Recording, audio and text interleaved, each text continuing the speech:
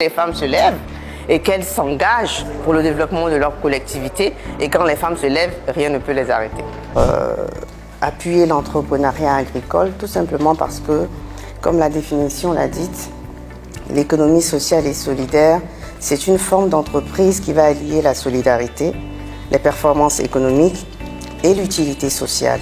Et en général, ce sont des fondations, des mutuelles, des coopératives. Et les coopératives, comme il s'agit d'activités génératrices de revenus, la forme coopérative est la mieux adaptée pour promouvoir l'entrepreneuriat agricole ou l'entrepreneuriat dans les zones rurales, puisqu'il permet de mutualiser les compétences, de mutualiser le réseau, de mutualiser les ressources.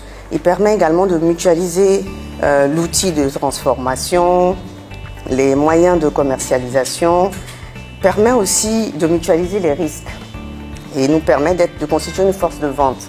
Parce qu'en général, dans nos communautés rurales, il y a des associations dans tous les villages, mais c'est plus de l'entraide. Ce n'est pas des associations à vocation économique.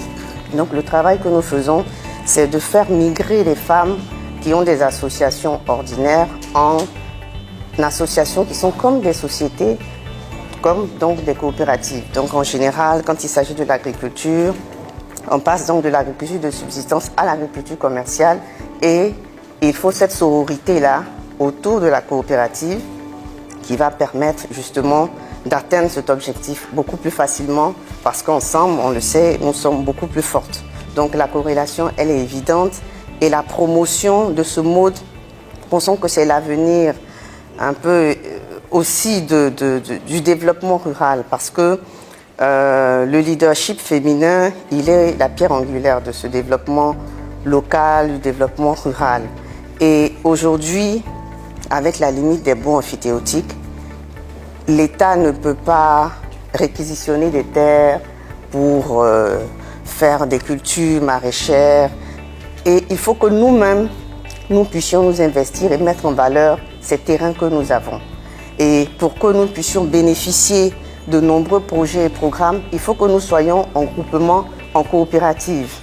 Et la coopérative étant un des outils de l'économie sociale et solidaire, permet aux femmes qui seules avaient leur lopin de terre et quand elles font la récolte, elles conservent une partie pour manger et le complément, elles vont seules s'asseoir au marché, de se mettre ensemble et d'avoir une véritable entreprise pour être beaucoup plus performante.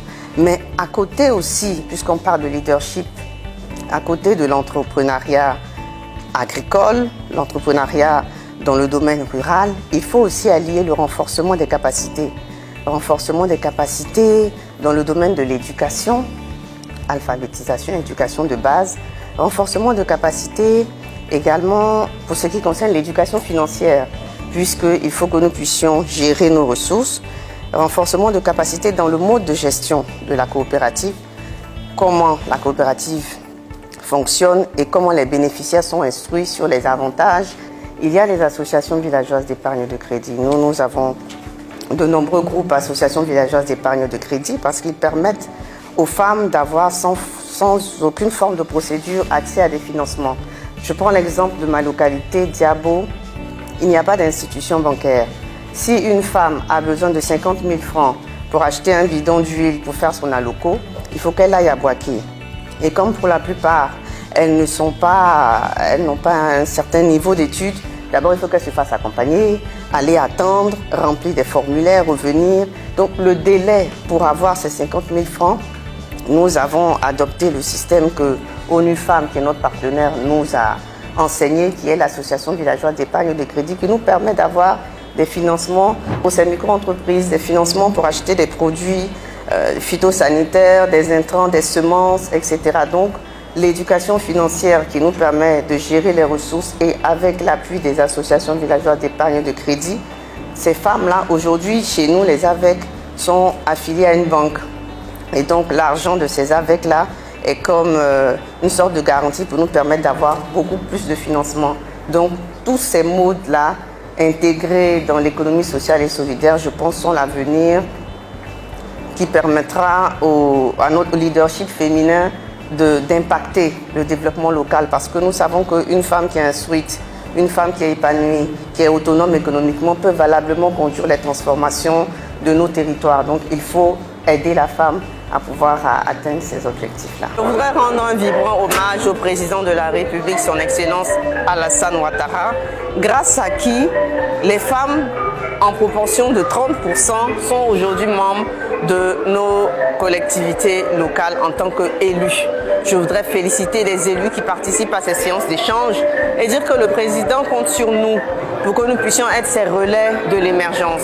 Le président de la République compte sur nous pour que nous puissions aider à implémenter les projets et programmes du gouvernement de Côte d'Ivoire dans nos localités pour pouvoir les transformer et également à travers notre vision, sensibiliser et mobiliser le plus de femmes pour que la contribution de la femme au développement des localités puisse être mesurée, puisse être effective à travers l'entrepreneuriat, la création de richesses, tout cela dans le concept de l'économie sociale et solidaire.